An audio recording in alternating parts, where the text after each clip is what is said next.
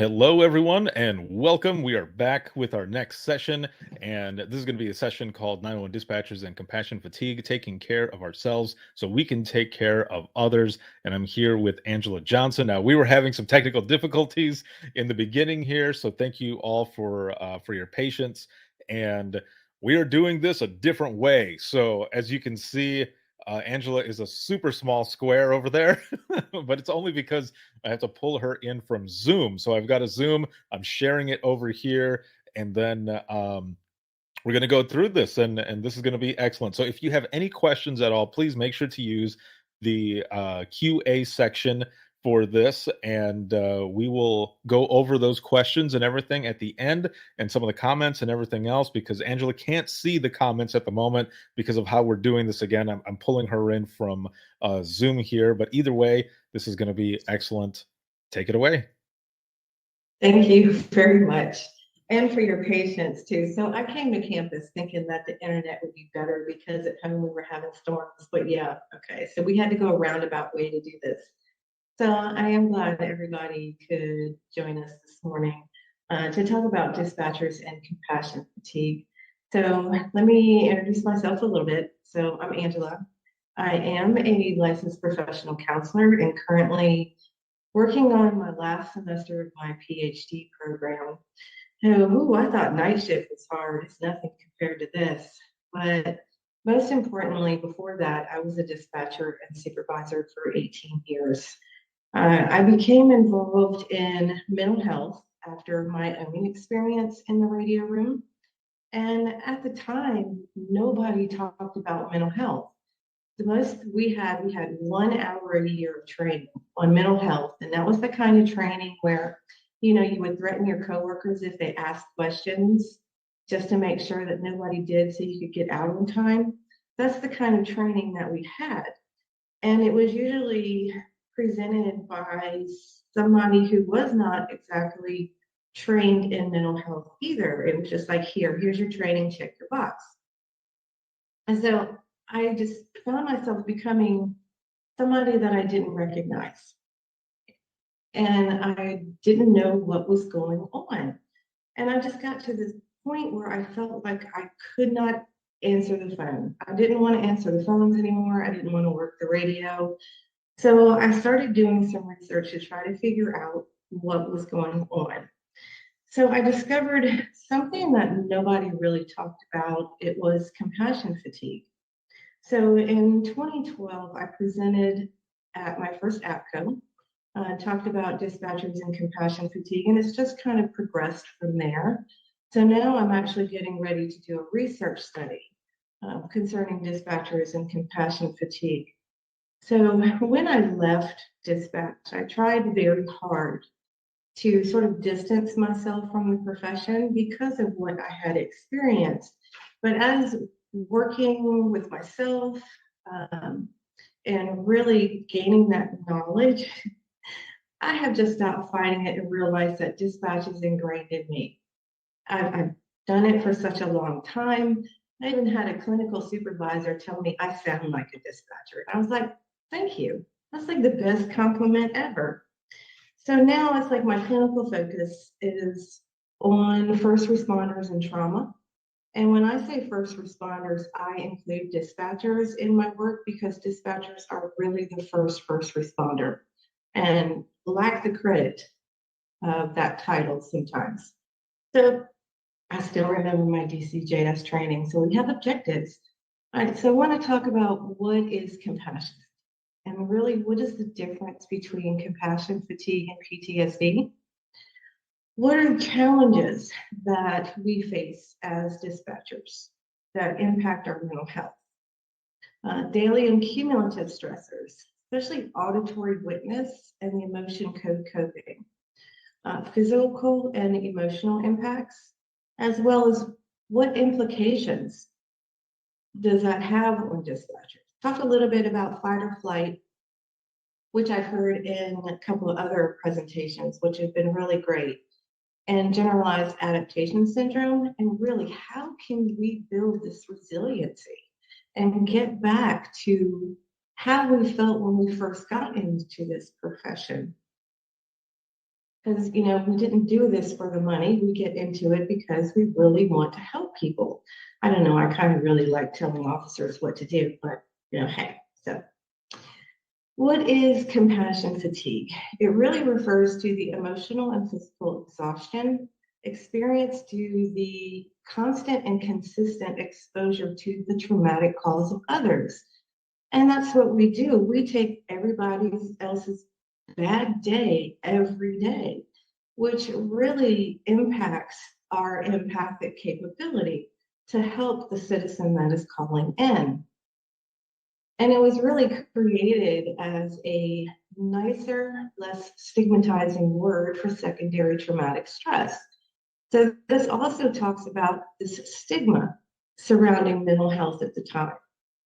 In dispatching, even in first responder, any type of public safety, we don't talk about mental health because there's this stigma that's surrounding it. And also, symptoms are described to nearly identical to PTSD, except for the route of traumatization, which for compassion fatigue, it is listening to the calls of others or experiencing their trauma. It's not firsthand, it is the secondary.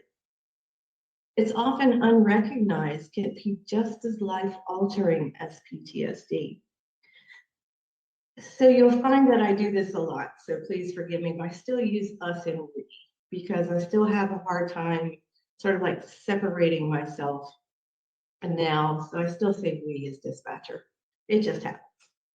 So compassion fatigue impacts the individual's ability to experience that satisfaction that we used to have when we first came into the profession. You just have a harder time dealing with the normal stressors that we deal with on a day-to-day basis. And it's often used interchangeably with burnout, but it's actually two separate things. Yes, a burnout is traumatic, but compassion fatigue is more psychologically problematic. And for dispatchers, it may just not be one event that triggers compassion fatigue. Rather, it's the repeated exposure. So for me, it was several big events over time. I mean, really, I was the crap magnet. Whenever I would sit down on the radio, I would hear them getting squirrely. And I'm like, oh God, they're going to run. They are going to run. I just know it. And then not even like 30 seconds later, they've got one running and they're off chasing somebody. So when I was a supervisor, dispatchers wouldn't want me to let them up to go to the bathroom because they knew as soon as they got back, we would have a gunshot or a stabbing or something and come in. They'd look back. So yeah, I've had a lot of really big calls. And so that can really impact the severity of the compassion fatigue. And that's one of the reasons why, I'll be honest, that I wanted to be a supervisor is because I no longer wanted to answer the phone or work the radio anymore. So think of compassion fatigue as this umbrella term. So we have burnout on one side and then the secondary traumatic stress. So burnout includes like your physical environment. We are all in bunkers. Most of us don't have windows. And we have carpet on the wall that was cleaned maybe 20 years ago when it was first built. Organizational structure. Sometimes if you're from a primary PSAP, you may be caught in between police, fire, and EMS, or have individuals in your own organization that don't understand what a dispatcher does, even though they are your manager. Unrealistic expectations. You're already working 12-hour shifts, can be ordered up to 16, called in on your day off, and they expect you to be just fine and pick up more overtime. Shift work. Shift work is very difficult. We are not built for night shift, even though sometimes some of us like it, but it does take a toll on our physical health. So for shift work, also for me, when I became a supervisor, all of the supervisors automatically went to night shift. But they didn't tell us that the only way to come off of nights was if a supervisor either retired or died. So I was stuck there for 5 years. And after the fifth year of night shift, I just couldn't do it anymore. So the burnout results in like anger, frustration, this feeling of hopelessness that nothing will change, or no matter what we do, it's not going to get better. So the secondary traumatic stress is that exposure piece to the trauma and the calls of others that we experience. PTSD is your diagnosable disorder. It's what we use as a clinician. It is directly witnessing the traumatic event, either witnessing in person, either to yourself or as it occurs to others, family members, and they again include police officers, firefighters, forensics, EMS, but they typically leave out dispatchers because we're more of an auditory witness than witnessing the event in person. Differences between PTSD and compassion fatigue. So it's the route of traumatization. PTSD is either to yourself or to someone close to you. Compassion fatigue is the auditory witness. But look at the symptoms. They are pretty similar.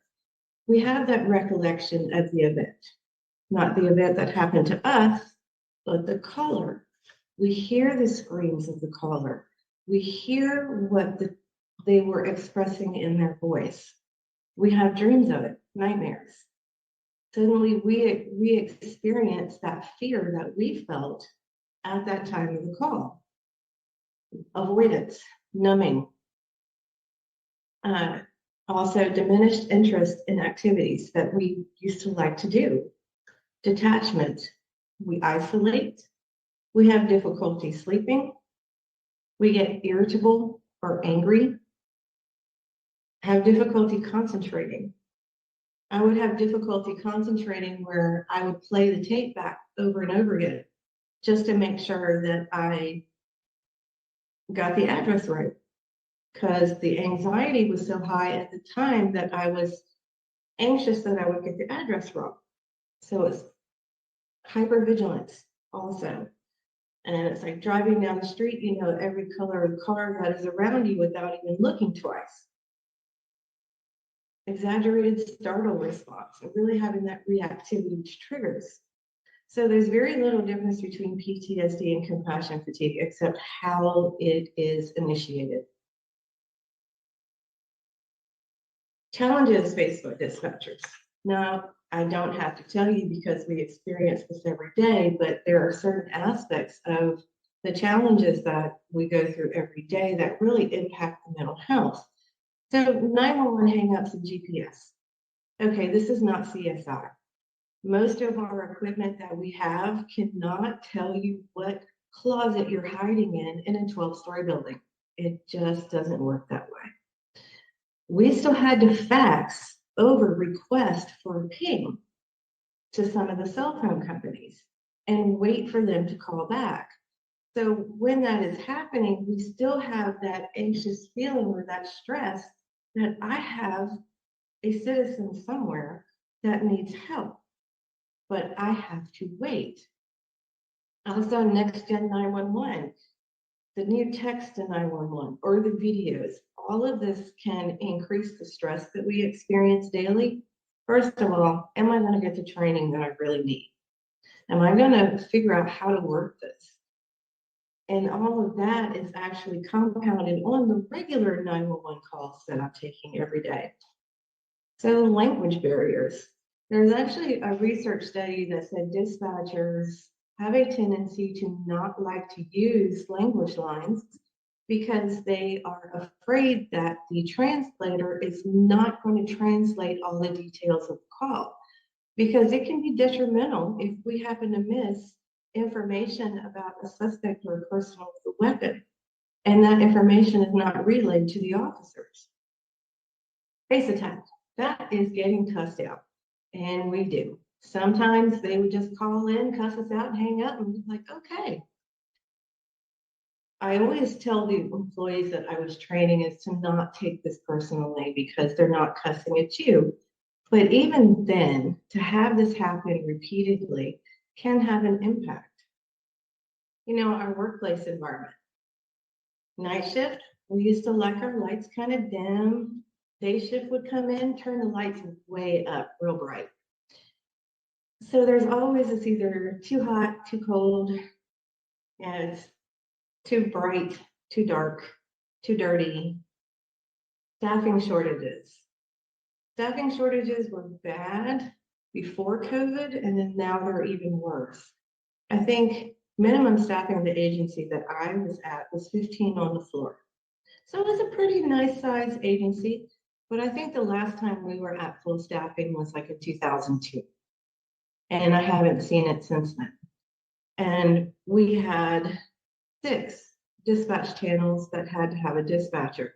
We were lucky some nights to even have 6 employees all together in the radio. And then the shift work. And my agency, we were on 8s, then they went to 10s, and I think now they're on 12s. And where I was before, we were on 12s and can be ordered up to 16. That is a long time to be sitting in the radio room answering calls.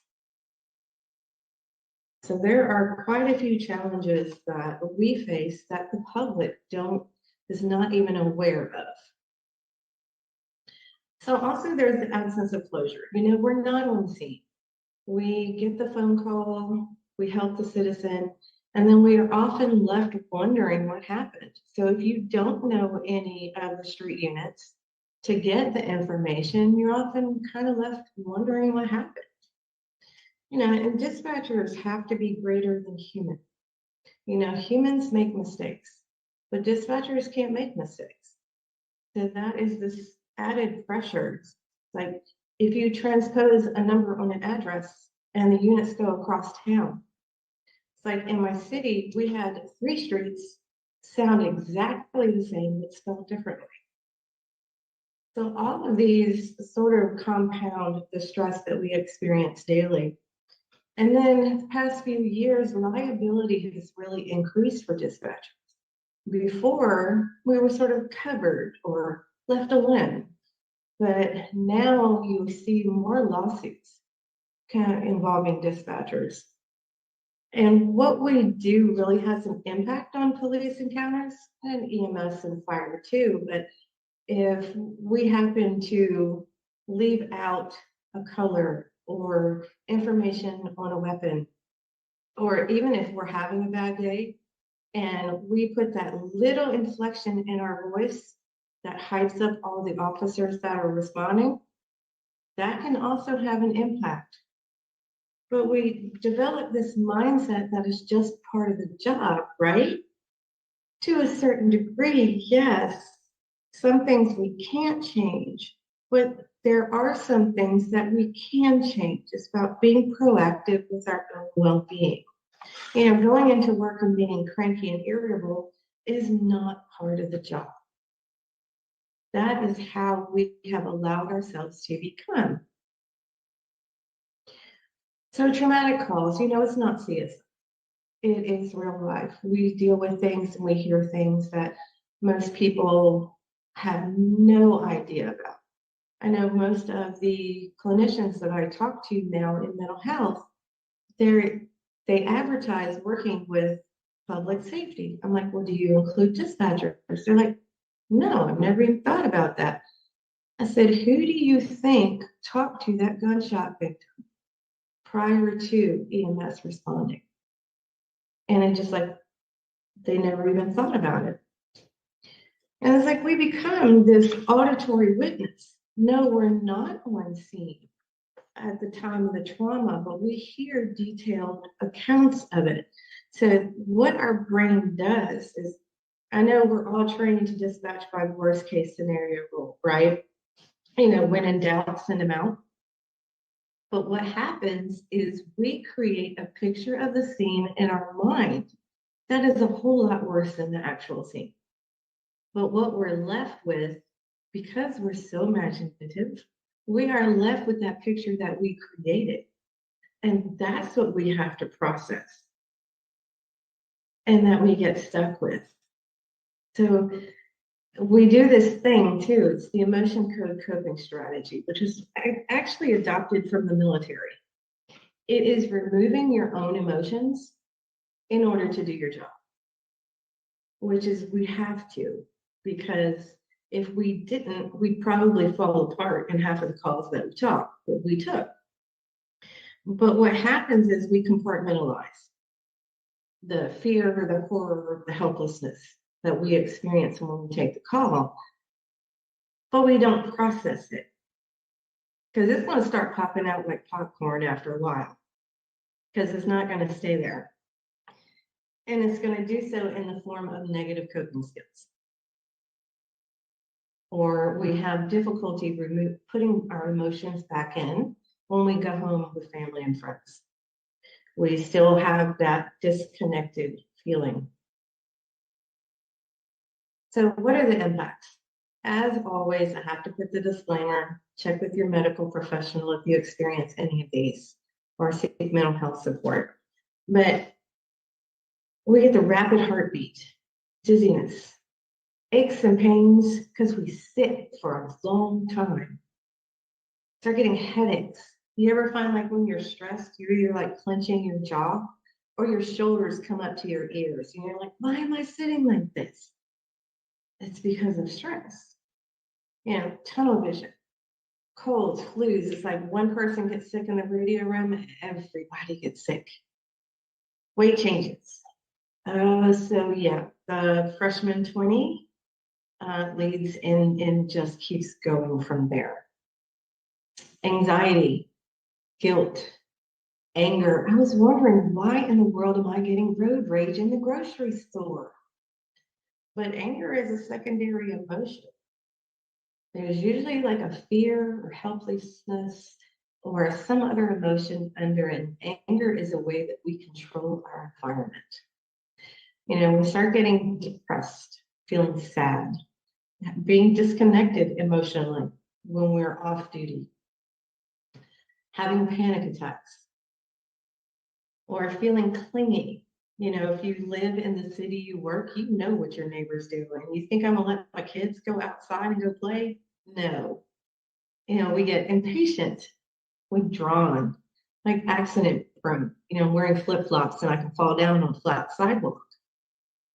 It's just my brain is elsewhere and I'm not paying attention to what I'm doing in the here and now. And we start developing this negative coping strategy. You know, after 4 or 5 years on night shift, it was, I had to get to sleep somehow. So, hey, it's 5 o'clock somewhere, so let's have a glass of wine. Right? We start isolating and we start losing those friends that we had prior to coming into dispatch.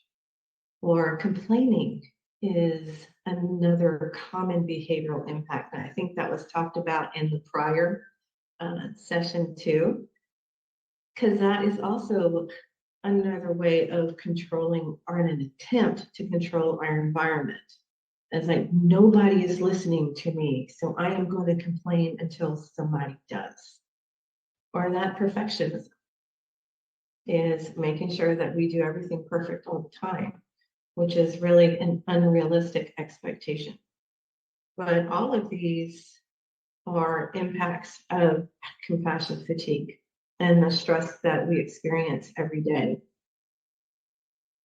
So what are the implications for dispatchers? There is a high turnover in this profession. You ever notice, like in our radio room, you have like the newbies, you know, they're all excited. They're like under 5 years. And then you have the older, more senior dispatchers. They've been there for over 20. But you have this gap that's in the middle between like 5 and 15, where they start getting burnt out. They start realizing that this is not for them, and then they start leaving. Retention is very difficult. And dispatchers, you start really developing the negative coping mechanisms. You have the poor family and co-worker relationships and health effects. So I was a supervisor, and a dispatcher comes to me and said, she looked at me wrong. I'm like, I don't even know what to do with that as a supervisor. What do you mean the other employee looked at you wrong? I don't know. So it's just, and don't ever let cable go out. Then everybody starts picking on each other. And we start getting negative health effects. And for citizens, there is that increased liability due to mistakes, especially with pre-arrival and post-dispatch medical instructions. And field units, there's safety concerns. What if we miss vital details because we are in that moment where it's like, look, just give me the information that I'm asking you, and trying to get the citizen off the phone fast. So fight or flight. So this is normal for us. We are built with a flight or flight response. It keeps us safe. But what we are not meant is to have this be a continuous reaction, which happens every time the phone rings. You know, we can become depleted in our resources, and our body just doesn't know how to handle it anymore because we're exhausted. So what happens is, so your alarm is the 911 call. There was actually a research study that was done about dispatchers and cortisol level, that the moment the 911 phone rang, is the dispatchers had a huge increase in cortisol, which is supposed to regulate insulin and blood sugar and all these other things. But what it ends up doing is, you know, the belly fat, cortisol impacts belly fat. So there's your freshman 20. So when the phone rings, we go immediately into that fight or flight. First 3 seconds, we get this massive adrenaline dump, and we like it. Our body likes it. It feels good. It puts us like at peak performance. But then over time, we get to be exhausted. So even adrenaline junkies, when they jump out of an airplane, they get that rush, but then it stops because they're done. Dispatchers, nope, what do? We're done with one call, we have to pick up another one. And we're going back in this constant cycle to where over time, there isn't any more adrenaline to dump. We get feeling wired, exhausted. We start having negative emotions creep in. And so when we got our new phone system, whoever decided, oh, this is going to be great, let's make the ringtone a siren. So whenever the 911 call would ring, it would be a siren, either in our ear or on the overcom. So that's what we had to listen to all day. So it's this constant fight or flight being triggered. What do we do? Okay, so we've experienced all this stuff, maybe just a little bit, maybe a little bit more than others. How do we increase the compassion satisfaction? How do we get it back? So can be facilitated by management, leadership, by being interested, engaged, and appreciative. How many times do we always have to wait for telco week to have our management be appreciative, or supervisors, or even employees? Leadership can ensure appropriate downtime after traumatic calls. If not, what happens? It impacts staffing. Sick time goes up, retention, building supportive teams, creating that individual self-awareness, and really talking about mental health. Just because you're experiencing some mental health doesn't necessarily mean you can't do your job. Also, actively encourage CISM, either debriefings, EAP, whatever that your agency has for a mental health resource. Really support that for employees. I know, so for example, after 9/11, 3,000 calls came in with the first few minutes, with over 50,000 calls by the end of the day. All those dispatchers had to process those calls. They were not included initially in any type of CISM debriefing or support from mental health clinicians, because they were listed as administrative personnel. They had to fight to be included. Dispatchers shouldn't have to fight to be included in any type of support after traumatic calls. Because we know as being an auditory witness can be just as detrimental as being on the scene. So these are just a couple of ways that leadership can really engage their staff. Also, so what else can we do personally?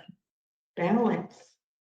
I heard this too in another presentation, I think it was yesterday. Setting those boundaries is so important. I had a coworker and I were like, yeah, what day are you on? I'm on day 34. Yeah, no, that is not healthy. I don't know why I thought that was fun, but it wasn't. So it's really having that balance of making time for personal and professional, because we can't help anybody if we don't help ourselves. And having that work-life balance, because it helps us to de-stress and to really come back to our normal selves. Self-acceptance. We can be so critical of ourselves and feel alone. It's creating a sense of acceptance of who we are, is we are imperfectly perfect, and we do our jobs the best of our ability. Really looking at creating social support, whether it's peers that you work with, people outside of the profession that have absolutely nothing to do with public safety, but just getting support and talking about it and finding meaning in the work that we do. It's like we got into this profession for a reason. And it's finding that enjoyment again. And really the physical self-care, and that is so important, is realizing when you are feeling that stress in your body is to take time for the self-care. So increasing well-being. Self-care does not have to be expensive or time-consuming, but it does have to be intentional. That means if you even have to schedule it, put it in a planner and schedule it. Taking 5 minutes to de-stress, if it's in the car or at home or somewhere, before you either go back into work or go back home. Putting yourself first. And historically, dispatchers, the majority of the profession are female. And not to stereotype, but females are the worst at taking care of themselves. We have a tendency to want to take care of everybody else first. But it's not selfish if we invest the time in ourselves, because we have to. Set goals. Is there something that you want to work on? Is there any particular training in the radio room that you wanted that you haven't been able to do? Or is there maybe something on the outside? Do you have hobbies that you used to do that you forgot? Pick those back up again. Really becoming mindful of how you're feeling. Meditation works well for some people, some it does not. I can't do it because I can't get the brain to slow down enough. But breathing exercises work very well. What it does is when you do the breathing exercises, it sends a message to your brain that, okay, I have oxygen. I don't need to panic. I don't have to be in the fight or flight. I can calm down. Grounding techniques work really well. And also peer support. Talk about it, what you're going through. I know sometimes we don't want to involve our families with calls that we've taken. I made that mistake one time. I had a counselor ask me, what was the worst call you ever took? I told her, she cried. I was like, okay, I'm not going to do that again. But getting people that understand. Peer support, whether it's mental health counselors, make sure if you do have a counselor, they're trained in trauma. EMDR works very well for trauma. It's just getting it out. The more we talk about it, the more we really reduce that stigma. And we start getting back to who we are as people and not forgetting that aspect of it. And enjoying our job as a dispatcher, because not everybody can do this. You are here for a reason. You chose this profession. So it's finding that enjoyment again. And it's through self-care. All right, so I have to touch on research. So why is it important? It impacts policy. That's how things get changed. The 911 SAVE Act raises awareness. I know the majority of the counselors that I know have no idea of the trauma that dispatchers face. And it really presents a call to action. So 911 has been in existence for 50 years. So why did it take until 2012 before a study was done on dispatchers and psychopathology? It's because most people are not aware of what dispatchers do. So I will put my little shameless plug in there that I'm getting ready to start a research project on dispatchers and compassion fatigue. So if you have ever experienced it, I would love to be able to talk to you. Just shoot me an email or just shoot me an email and say, hey. But I appreciate everybody for joining today. Unfortunately, we had the tech issues, so I can't see any questions. So Ricardo, if there are any.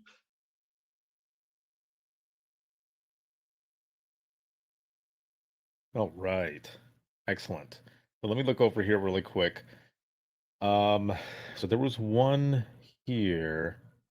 I'm just gonna read it and you can comment on it here. I will say though, when you get a chance to come back in and look at all the comments in the chat and everything, because there's a lot of stuff in there, people commenting and on things that you're saying. So this was excellent. And so what it says here is it says I would be interested in doing a study or conference presentation of daily cumulative stress interventions that work. Leaders struggle, I think, with what works, becoming immobilized by options that seem cost prohibitive. Perhaps a display of options, case studies, and how things improved. Action research can be highly effective. We know there is a problem. We know there are solutions by who used them and what was impacted and etc.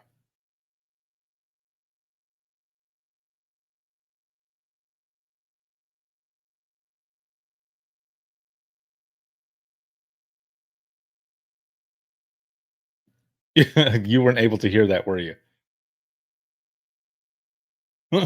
All right, hold on one second. No, I didn't. I didn't hear anything. All right. I've got two different microphones. So let me read that again really quick, and then you can comment on it. It says, I Okay. would be interested in doing a study or a conference presentation of daily community stress interventions that work. Leaders struggle, I think, with what works, becoming immobilized by options that seem cost prohibitive. Perhaps a display of options or case studies on how things are improved. Action research can be highly effective. We know there's a problem. We know there are solutions by who used them, but also what was the impact, etc. Okay. I missed the first part. It's asking. So it's more so a comment. So Okay. the person would be interested in doing a study or a conference presentation of daily community stress interventions that work. Okay. But it says, leaders struggle, I think, with what works, becoming immobilized by options that seem cost prohibitive. So just kind of getting your comment on that. Oh, they do, definitely, especially if the atmosphere in the radio room has been negative for a while due to whether it's short staffing or just, dealing with everything that we have to deal with. Management doesn't know what to do. And I agree. And I think that that's where it takes partnering with somebody that can come in, for example, like a mental health professional, and really talk about it, what happens, what resources are available, and partnering with the management to have these resources come in and to help the individuals at the radio room, or at least point management in the right direction. Because it doesn't have to be expensive. There are all types of resources that are available. Excellent. And then one more thing here I want to touch on. One of the comments. Well, good friend, Sarah Pagel. And she says, counselors trained in trauma is key. Not all are. Exactly. It's okay to interview your counselor and fire if necessary. Oh, absolutely. Counselors are very much aware of it has to be a good fit.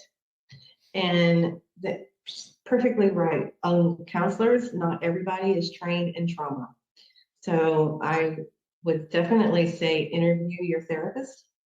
Make sure that they understand. Are they trained in EMDR if that is a fit for you?